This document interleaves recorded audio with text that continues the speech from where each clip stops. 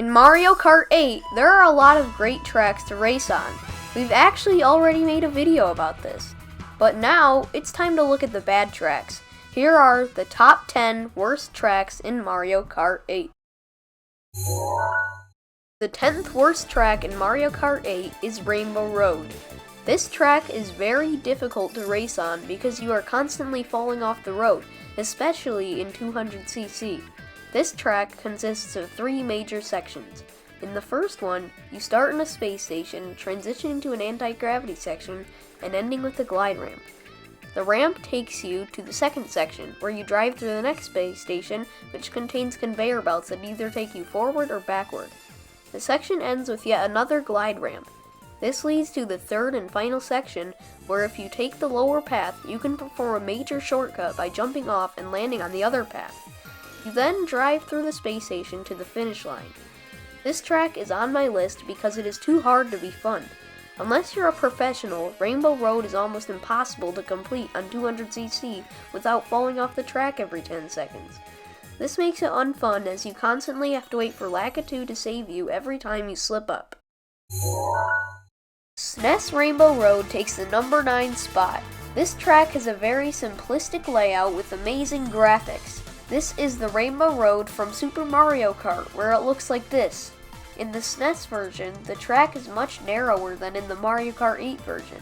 In this track, there's a cool mechanic where the thwomps make waves in the track that you can trick off of. There is also a shortcut where you can use a mushroom to jump over this gap. This track made my list because the software limitations of the SNES affected how complex this track could be. That is why SNES Rainbow Road is so simple. Simpler is not always better, and that is why this track made number 9 on my list. Number 8 on my list is Ice Ice Outpost. In this track, you drive on a green road and a yellow road through an ice land. You get to pick which road to take, and they overlap all the time, so you can switch whenever you want. When entering the ice tunnel, you can drive onto a small ramp which leads to a shortcut, cutting off part of the course. You then go to an anti-gravity section, which leads to a glide ramp.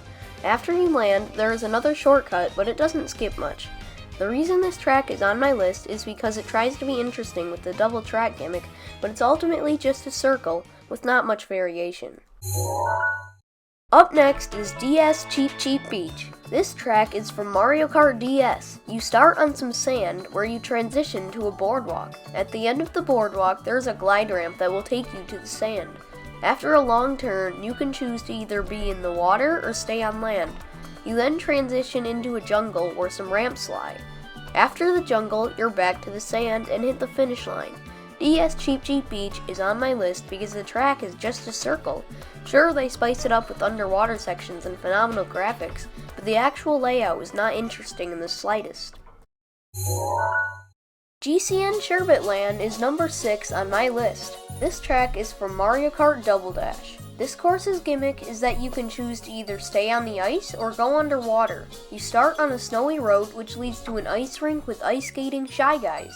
This is your first opportunity to go underwater. You then go to an ice tunnel with an ice pillar holding it up. Then you go to another snowy road which takes you to another ice rink, this time with freezies to avoid. Here you can also go underwater.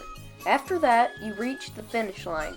The reason GCN Sherbet Land is on my list is because it is yet another glorified circle. Are you starting to see a pattern here? N64 Toad's Turnpike is up next. This track is from Mario Kart 64. The track takes place on a turnpike with lots of different types of cars to hurt you. They crush you and you lose all of your speed. Instead of hurting you, some cars can give you an advantage. There are cars with surfboards attached so you can trick off of. There are also cars holding glide ramps, and most cars have ramps on the roof that you can trick off if you are able to glide up to them. On this course, you can choose to go into anti-gravity sections on the walls, but taking that route is slower. This course is on my list because it's just a figure 8, both cars. If you want a figure 8 track, Mario Circuit already does that pretty well, so there's no need to play on this track. SNES Donut Plains 3 is number 4 on my list. This course is from Super Mario Kart, where it looks like this. This track got a major graphics update in Mario Kart 8. You start off on a dirt road with grass on the sides. Then you drive to a wooden bridge to get across a small pond. After that, you get to more dirt until you find another bridge, but this one is partially broken, so you have to drive in the water for a little bit. You then take 2 very sharp turns to find some puddles with Monty moles popping out of their burrows, which you can trick off of. Then you take a left turn to the finish line, but you can skip this turn by using a mushroom to cut through the grass. SNES Donut Plains 3 is on my list because there are not many shortcuts or obstacles to make the course fun. GBA Mario Circuit is up next, and this track comes from Mario Kart Super Circuit. You start on a normal road, then you drive onto a ramp and into an anti-gravity section where you take a sharp turn. You then take another ramp back to the normal road and eventually find a glide ramp hidden behind some trees. Going on it isn't really fast, but it makes the track a little more fun by adding some variety. Then you find oil on the ground that someone spilled and it acts as a hazard. After that, you drive to the finish line, but not before you can use a mushroom to go on a shortcut through the grass. This track is on my list because it is just basic driving. There are a few things that make the track more fun, but they are not enough to save this course from being one of the worst tracks in the game. GCN Baby Park is at number 2 on my list. This track is from Mario Kart Double Dash.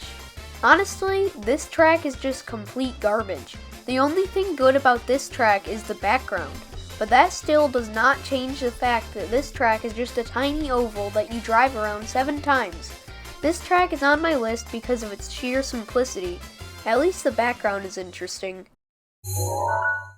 You may or may not have guessed number 1, but it's Bone Dry Dunes. On this track, you drive in the desert.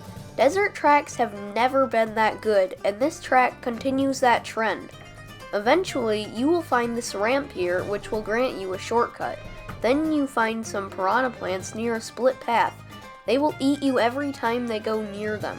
One path leads to more desert, and the other is an anti-gravity section. You then go on a glide ramp, which will take you to a tunnel section. At the end, there are some dry bones which will slow you down if you hit them. Next to the dry bones, there's a shortcut that leads to the end and saves a lot of time. This track is not good because if you slide off the track just a little bit or get hit by a piranha plant, you lose all of your momentum and get slowed down a lot. It is very aggravating, and beating the time trial ghost on this track can be very time consuming, as this track makes you want to throw your controller at the TV every time you barely lose and have to restart all over again. There you go. Those are the worst tracks in Mario Kart 8. Let me know if you agree in the comment section down below. Make sure to like and remember to subscribe, but for now, goodbye.